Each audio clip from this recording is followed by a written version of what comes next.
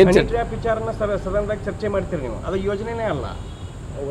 ಅದು ನೋಡ್ರಿ, ಅದು ಕೆಲವು ವಿರೋಧ ಪಕ್ಷದವರಲ್ಲಿ ಪ್ರಸ್ತಾಪ ಮಾಡಿದ್ರು. ವಿರೋಧ ಪಕ್ಷದವರು ಪ್ರಸ್ತಾಪ ಮಾಡಿದ್ರು. ಅವ್ರು ಇವ್ರು ಕೇಳಿದಕ್ಕಾಗಿ ಅದನ್ನ ಪ್ರಸ್ತಾಪ ಮಾಡಿದ ಬಳಿಕ ಅದಕ್ಕೆ ಉತ್ತರ ಕೊಡ್ಬೇಕಲ್ಲ. ಅವ್ರ ಹೆಸರು ತೊಗೊಂಡ್ರು, ರಾಜಣ್ಣ ಅವ್ರ ಹೆಸರು ಯಾರು ತೊಗೊಂಡ್ರು? ಪಾಟೀಲ್ ತೊಗೊಂಡ್ರು. ಅದು ತೊಗೊಂಡ್ ಬಳಿಕ ಅದನ್ನ ಸುಮ್ಮನೆ ಕೂತಿದ್ರೆ ಅದು ಪ್ರೂಫ್ ಅಂತ ಮಾಡ್ತಿದ್ರು. ಅದಕ್ಕೊಂದು ಏನಾದರೂ ಸರಿಯಾದ ಉತ್ತರ ಕೊಡಬೇಕಾಯ್ತಂದ್ರೆ ಅವರು ಉತ್ತರವನ್ನು ಕೊಟ್ಟಿದ್ದಾರೆ ಹೊರತು ಅದನ್ನೇನು ಅಲ್ಲಿ ಸದನದಾಗ ಚರ್ಚೆ ಮಾಡುವಂಥದ್ದು ವಿಷಯ ಅದೇನು ಅಜೆಂಡಾದಾಗಿತ್ತ, ಅದೇನು ನಮ್ಮ ಅಜೆಂಡಾದಾಗಿತ್ತ, ಅದನ್ನು ಸ್ಪೀಕರ್ ಏನು ಚರ್ಚೆಗೆ ಅವಕಾಶ ಕೊಟ್ರ.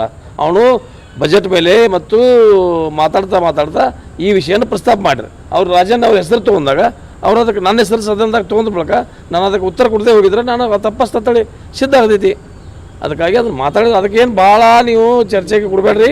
ಡೆವಲಪ್ಮೆಂಟ್ ಸಲುವಾಗಿ ನೋಡೋಣ. ಅದು ಅವರ ಪಕ್ಷದ ವಿಷಯ. ನಾವು ಹೆಂಗೆ ಹೇಳೋಣ ಅದನ್ನು? ಅವ್ರ ಪಕ್ಷದ ವಿಷಯ. ನಾನು ಕಾಂಗ್ರೆಸ್, ಅವ್ರ BJP, ಆ ಪಕ್ಷದಲ್ಲಿ ಇರುವ ಏನಾದರೂ ಗದ್ದಲಗಳು ನಾನೇ ಯಾಕೆ ಮಾತಾಡಕ್ಕೆ ಹೋಗಬೇಕು?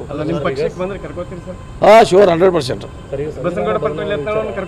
ಕರ್ಕೋತೀವಿ. ಯಾಕೆ ನಮ್ಮ ಪಕ್ಷಕ್ಕೆ ಏನಾಗೈತೆ ಅದು ಅವ್ರು ಬಿಟ್ಟು ಬರ್ತಾರೆ ಅಂತಂದ್ರೆ ನಮ್ಗೆ ಬರ್ಲಾಕ ಅವ್ರು ರೆಡಿ ಇದ್ರೆ ನಮ್ಮ ಹೈಕಮಾಂಡ್ದವ್ರು ಕೂಡ ಚರ್ಚೆ ಮಾಡ್ತೀನಿ. ನಾನು ಚರ್ಚೆ ಮಾಡಿ ಬರ್ತಾ ಇದ್ರೆ ತೊಗೋತೀವಿ. ತಗೋತೀನಿ. ಏನು ತೊಂದರೆ ಇದು? ನಿಮ್ಮ ಜಾರಕಿಹೊಳಿ ಸಾಹೇಬರು ನಿನ್ನೆ ಕುಮಾರಸ್ವಾಮಿ ಅವ್ರನ್ನ ಭೇಟಿಯಾಗಿದ್ದಾರೆ ದೆಹಲಿ ಒಳಗೆ.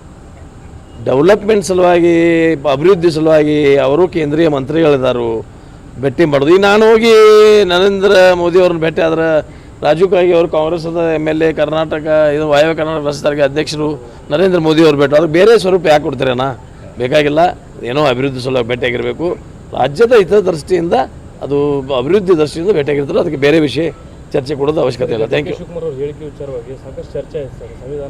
ಅವರೇ ಹೇಳಿದಾರಲ್ರಿ, ಅವ್ರೇನು ಹೇಳಿದಾರು ಅದು ಸಿದ್ಧ ಮಾಡಿ ತೋರಿಸಿದ್ದಾದ್ರೆ ನಾನು